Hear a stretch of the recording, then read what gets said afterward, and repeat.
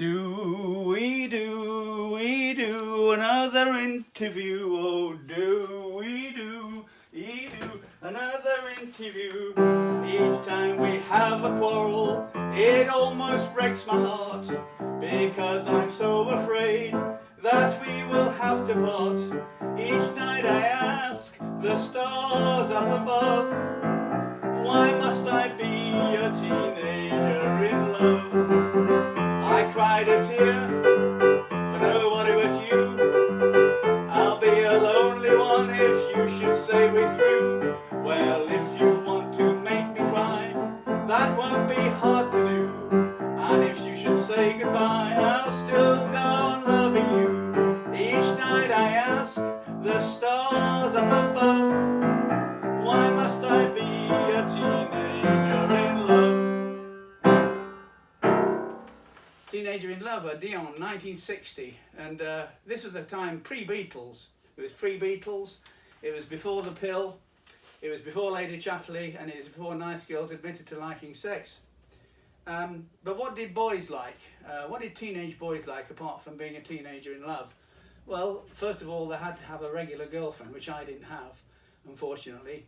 That was prestige, number one prestige, and these are the girls that you said you were going to marry eventually.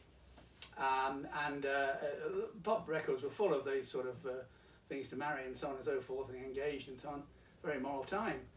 And so that's the number one thing you had to have. Number two thing, you had to have a great rock and roll collection, and which I did, and a dance set record player to play it on. And number three, well, it's no good having a pocket full of pens at your top. That was very uncool. You just had to have one thing, and that was a comb, because you had to get that Billy Fury quiff right. And there's lots of combing going on, you see. James Dean, all that sort of stuff, and getting that look right. So what was the last thing, fourth thing you had to have, and in a sense one of the most important? Well, it was a motorbike.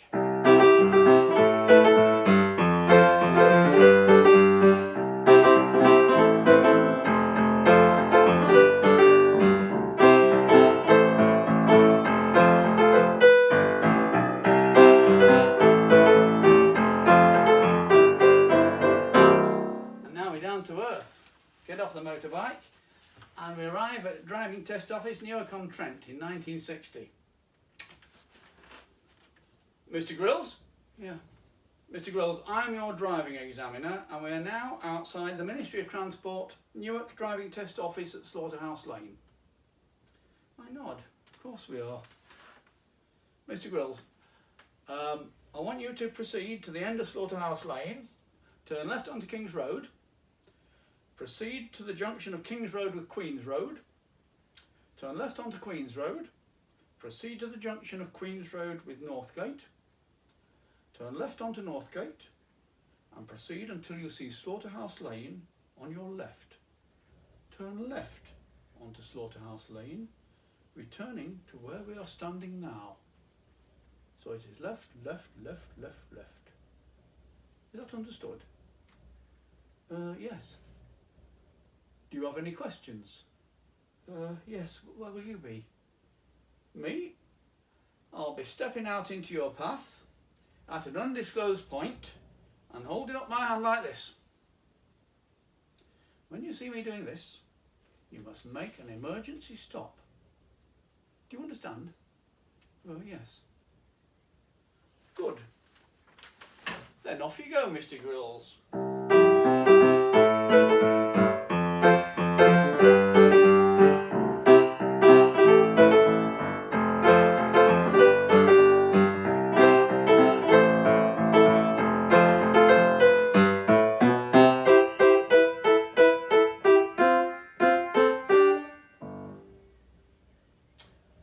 Your test is now over. Have I passed? Mr. Grills, leave your motorcycle here and accompany me to the office, please. Thank you. I pull out the bike's prop stand, take off my helmet, straighten up and trying not to show pain, followed the examiner through a small entrance towards a door signed interview room. Well, here we are. Sit down, please. I sit without grimacing, I think. He sits himself behind the desk. Now, why did you take so long when I sent you off to later perform an emergency stop, Mr. Grills? Oh dear. I was riding slowly and carefully. I see. It normally takes candidates about 5 minutes to cover that circuit I require, Mr. Grills. You took 12 minutes. Did I do the emergency stop? Yes, you certainly did. And when I stepped out onto Northgate, just before you were due to turn left onto Slaughterhouse Lane, you were not riding slowly, in my opinion. In fact, if you had carried on at that speed, you may have had difficulty turning the corner when it arrived. But I did stop all right when you suddenly came out of the passage and held your hand up. Indeed, indeed. He looks down at some forms on the desk. And almost as suddenly as when he dashed out of that passage, he leaps up and leans over the desk.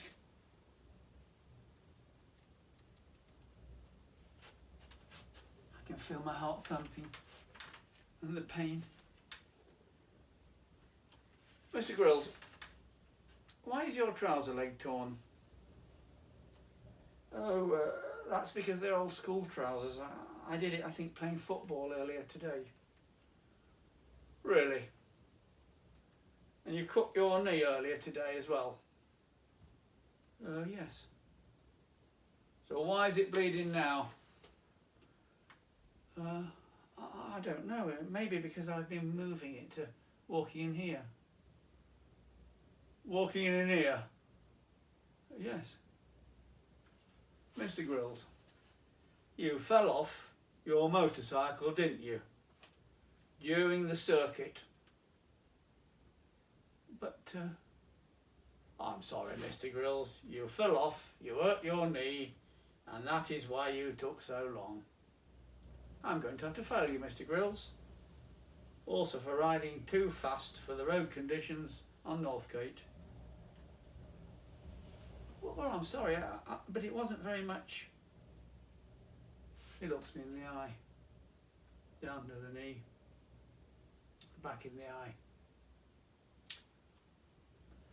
There's a wash basin in the toilet to the left in the hall there. Wash that wound now and get some antiseptic and a bandage on it. You'll find a first aid box above the washroom. Good day.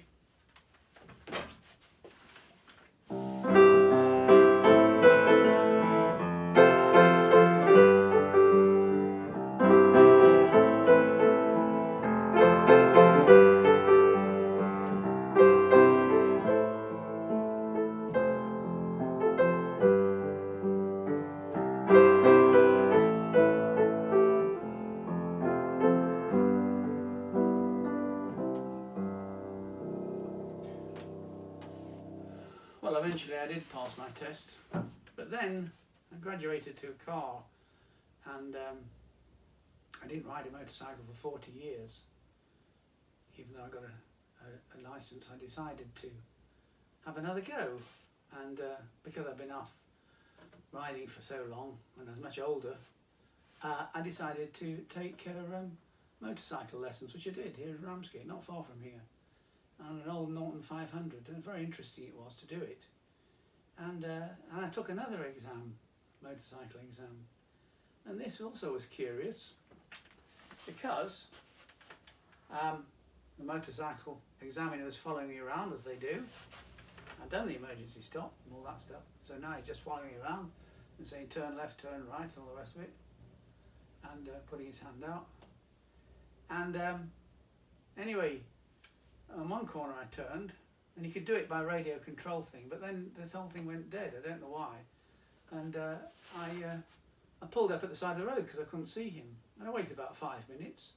Then I turned round, I turned the bike round, and came back, and I saw him parked up at the side of the road. And I went across and I said, "Is everything all right?" He says, "No, sorry about this. I've run out of petrol, sir." But he did pass me, so it has a happy ending.